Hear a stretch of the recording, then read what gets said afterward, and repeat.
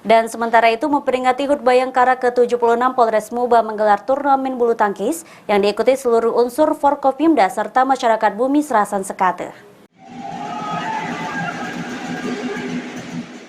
Memperingati Hari Bayangkara ke-76, Polres Muba mengadakan turnamen bulu tangkis Bayangkara Cup di Gedung Olahraga Randik, Kota Sekayu. Kapolres Muba AKBP Alamsyah Pelupesi mengatakan, turnamen ini bertujuan untuk menjalin silaturahmi antara Polres Muba dan pemerintah daerah serta masyarakat.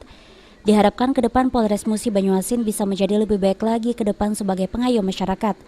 Kegiatan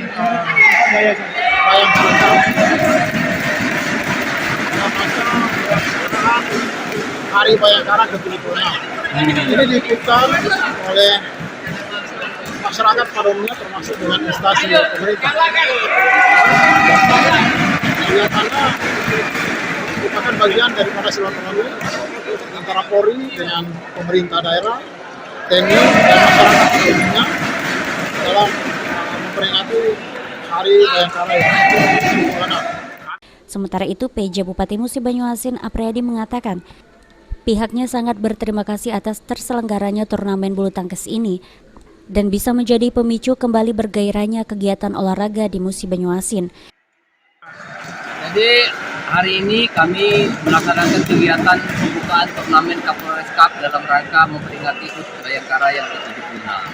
Oleh karena itu, saya atas nama pemerintah kabupaten mengucapkan terima kasih kepada jajaran Polres Musi Banyuasin bersama Pak Kapolres karena sudah melaksanakan kegiatan ini, dan ini menggairahkan kembali olahraga di Kabupaten Musi.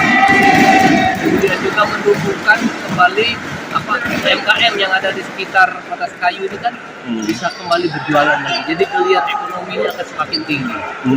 Karena itu sekali lagi atas nama pemerintah Kabupaten Musi, saya memberikan apresiasi yang setinggi-tingginya kepada jajaran Polres Musi Banyuasin. Mudah-mudahan kegiatan ini akan dilaksanakan beberapa kegiatan-kegiatan seperti ini di Kabupaten Musi Banyuasin untuk membangkitkan gairah olahraga dan menumbuh kembangkan ekonomi UMKM. Terima kasih Bapak.